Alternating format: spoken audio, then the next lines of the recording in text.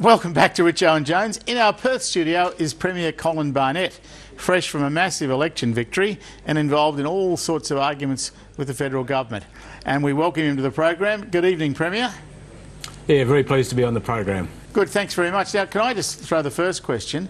How is it possible that you get offered $300 million and New South Wales get offered billions for Gonski? Yeah, I'm trying to work that out myself. The rationale apparently is that because Western Australia spends more on its schools and its students, that we should receive less. And I just think that is flawed.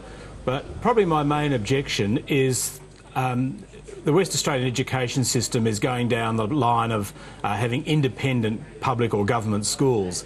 And that is the way education should go. At the moment, in this state, we are doing that, and we also fund our state government schools at least 25% above what are the Gonski targets for 2019. So there's not a lot in it for Western Australia. In fact, there's nothing in it financially.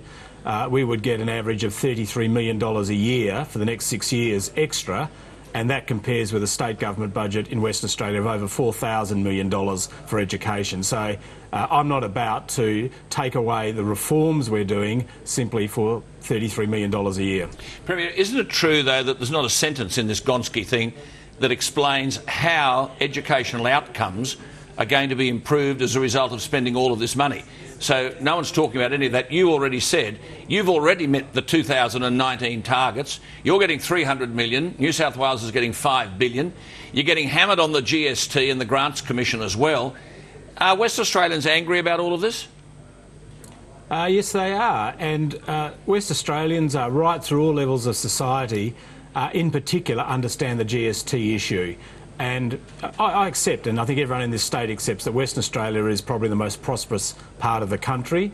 We're willing to support some of the weaker states and regions, but we just think there is a limit. There's got to be a fair go. And if you mention the GST, you'd expect to get 100 cents in the dollar back. Currently, Western Australia gets 55 cents. Next financial year, 45 cents. And State Treasury predicts it could get down to 17 cents in the dollar. Now, people living in Tasmania, South Australia and the Northern Territory might be saying, yippee, that's a good thing. But what it ultimately does, and Graham would understand this better than anyone, it means there would ultimately be no financial relationship of any significance between the Australian government and the West Australian government. I think that weakens the Australian Federation.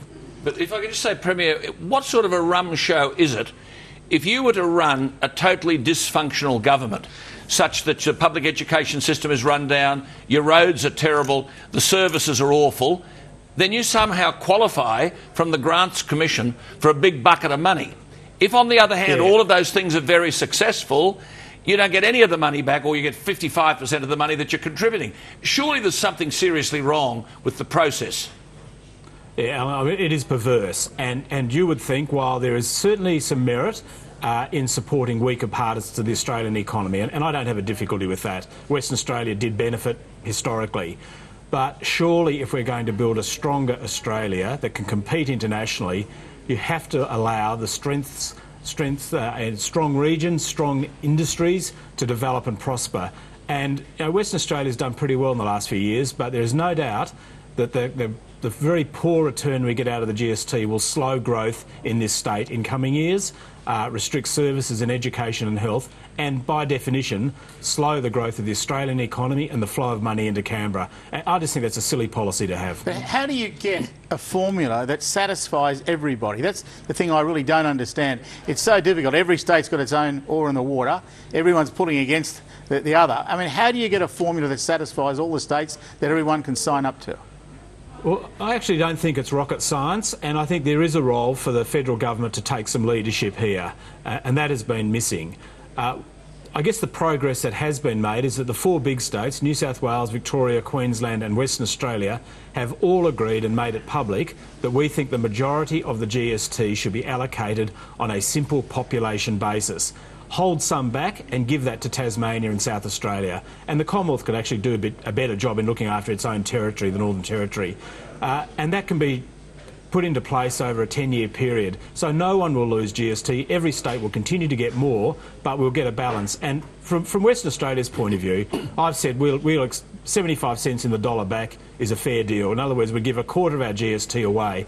But at the moment, if you look at the numbers, it's not the rest of the country, it's actually Western Australia almost by itself is supporting the Northern Territory, South Australia and certainly Tasmania. And, is there something... people are saying enough's enough. But is there something wrong with this whole federation in a sense that half of the $90 billion, pardon me, half the $90 billion in tax that goes to the states are specific and tied grants? You're being told what to do in education and told what to do in roads and told what to do in services. Is there an out of balance here where the Commonwealth is too involved in the role that the states ought to properly be playing, and so too much duplication and as a result a lot of waste? That is very true, and we've seen it recently in environment and a whole host of areas. And look, I'm not a sort of an extreme states rightist person. I'm not going down that path. But if you go and look at some of the current issues, if we wanted to make sure that every child had a good equal access to education, then surely the federal government could come in and simply top up the funding for those schools that are seen to be too low in their funding levels. There's not that many of them in Western Australia. There's probably more in some of the other states. That would be a sensible way of going. But the way Gonski's been presented, for example, in education, it's a whole new layer of regulation and control. The same, sadly, happening in the disability area. And what has been lacking in my time, and I guess in going to successive COAG meetings, is that there has not been, now for at least 3 years, an example where the Commonwealth has sat down and with the state premiers and said, we want to improve disability services, or we want to improve education or health. Here's some ideas. What do you think? Let's try and work up a model. And what the premiers are being presented with is, here's the model, this is the Commonwealth model, take it or leave it. No discussion. And it was interesting. Gonski, a huge issue. At the COAG meeting 2 weeks ago was the first time Gonski had been discussed at COAG. That's right. And it's presented as a fait accompli. I mean, you can't run a country like that. And also, Premier, the numbers changed. It started at $5 billion a year. It then went to $6.5 billion a year. Now it's $14.5 billion over 5 years, which is $2 and a bit billion a year. But the hoax is $580 million in the first year, and half of the rest doesn't come till 2018-19. What the hell? That's right. What the hell is this about? Well, it's going to end up at a $20 billion a year project or program. And again, and I'm not being parochial or paranoid here, but in this whole debate, and I raised it at COAG, if you look at the area of disability services for people that have that need, at the moment those services are funded to the tune of 70 to 80% by state governments. You would think you would sit down and talk to the state governments about, OK, how is your system going? How can we improve it? And everyone would welcome that. But at the moment, anyone who questions anything about the NDIS scheme is almost accused of not caring about people with a disability. And I just find that an outrageous approach to public policy. Can I ask you, how often do you have a conversation with Julia Gillard? How often do you actually talk to her about this, the NDIS, Gonski or anything else? Well, very rarely. I mean, she gave me a phone call today, but it was a bit after the event, but that's fine, we're a long way away.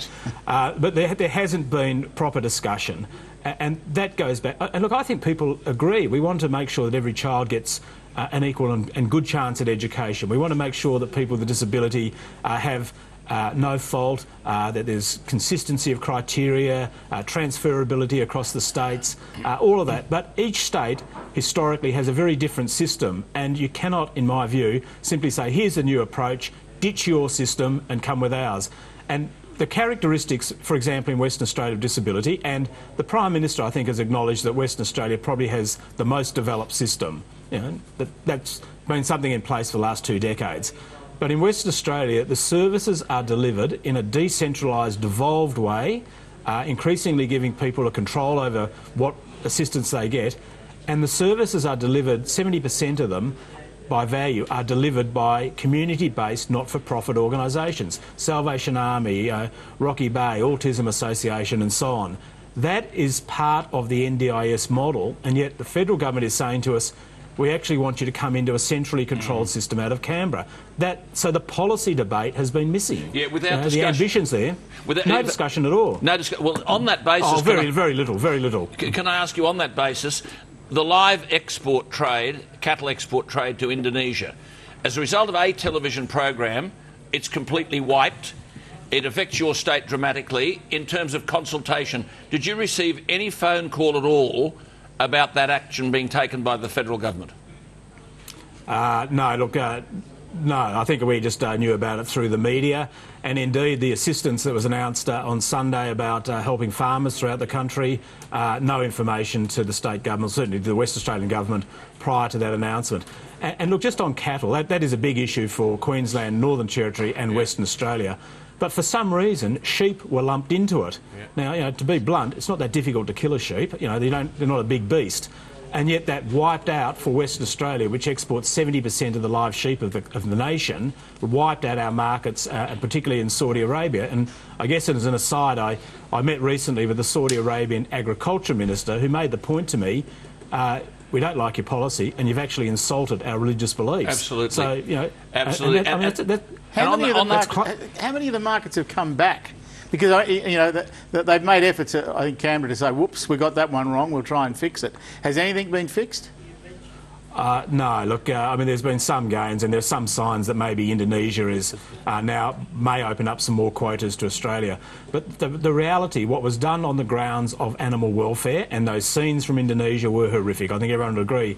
But the reality, as the Northern Territory Chief Minister said at COAG, the reality is that thousands of cattle will perish. They'll die of starvation because they can't be sold. In Western Australia, there's the prospect of farmers starting to shoot sheep. So, where is the welfare gain? Where is the welfare gain? There. Just a quick one on the mining tax on this business of consultation. The Prime Minister did the deal before the 2010 election with the three big mining companies. Mining is central to your economic prosperity and future. Was there any discussion with you about the shape of this so-called mining tax? Well, the original Kevin Rudd version was discussed at COAG, and I think there was great mistakes were made in the advice that Kevin Rudd received. The Julia Gillard version, no discussion at all, and that has affected attitudes and confidence in the mining industry for Australia, and obviously particularly for Western Australia. The state government, my government, we've kept a very different position, so we've kept our relations with Japan, Korea and China in particular very strong. But a lot's been said about it, but how crazy would you have to be to sit down and design a mining tax with the mining companies? Why would you be surprised they don't end up paying much tax? And why would you treat state royalties as prepaid tax? The state royalty is not a tax, it's the price at which the state sells the mineral to the company, and yet it's treated not as a normal tax deduction, it's treated as prepaid tax. And then the federal government turns around and says, how dare you charge royalties? You didn't have to be a genius to work it out, Premier. Andrew Forrest told me almost the day after, or a couple of days after that tax was announced, that paying that tax for those three big companies would be just about optional. And he's proved to be right, yeah. And it's done a lot of damage. Look, if the federal government rightly believe that mining companies don't pay enough tax, what they could look at would be a surcharge on company tax. They don't need a new tax, they don't need a tax that's intrusive to the books of the companies, and a tax that has offended our customers for mining products. But and it has. Sorry, it's not as though that you're without competition. I mean, Canada, Brazil, these people are clapping their hands when they see their competitor, namely Australia, being saddled yet again with a mining tax, a carbon dioxide tax. When you speak to all of these people, to what extent has this affected their confidence in investing in your state and in our country? It has certainly offended them, and I've had direct comments both at a political level, senior political level, and also business, Japan and China. They have used the term sovereign risk in an Australian context. Now, I've been around the mining industry for 20 years. It's the first time I've heard our major customer nations use that term about Australia. So it's, it may not be so much the immediate financial impact, but it's damaged our reputation. And I, as a Premier, we work very hard to keep that reputation, at least of West Australia, intact, and it's difficult, and it's the backbone of our economy. It's a $110 billion a year industry out of Western Australia alone. But then you've got to add to that 457 visas. I mean, what's that done to people seeking the appropriate skill so that you can accelerate the development in WA? They're very, very important in Western Australia, and we take a disproportionately high number. And the accusation is made that the system has been misused. Well, I don't claim there hasn't been maybe some misuse, but I have not heard of an example in Western Australia's mining industry of the misuse. This is bringing in technical people, engineers, where there is a shortage. And frankly, if they stay and become Australian citizens, good result, terrific. So they're all there's no one hard-working, being qualified people. There's no one being brought in to swing a pick then, is that what you're saying? No, these are professional people that have got particular skills, and there are, you know, and trade skills too, and they come in because they simply cannot be found in Australia. You know, the West Australian economy is still growing very strongly. There's still big projects underway and future ones coming. So they are an important part of getting these projects up and going. Premier, look, I want to thank you for your time. I also should, I suppose, formally congratulate you on your election win. It was a huge win. I think, I must say, I expected Western Australian Labor to do a little better, but you crushed them. The political analysts told me it was the best result for the Liberal Party since 1917, so that'll do me. Well, I want to make one final comment, Premier. To listen to you talk tonight and be so across the issues, to know that in 2008 you were contemplating, dragged you out of retirement to lead the party. You made a good decision. I thought my time in politics at least was up, but yeah, look, it's worked out well. I've been lucky. I've been very lucky. Whoever asked you to come back made a pretty good decision too. Premier, thank you for your time. Thanks, Premier. Okay, thanks very much. Nice to be on the program.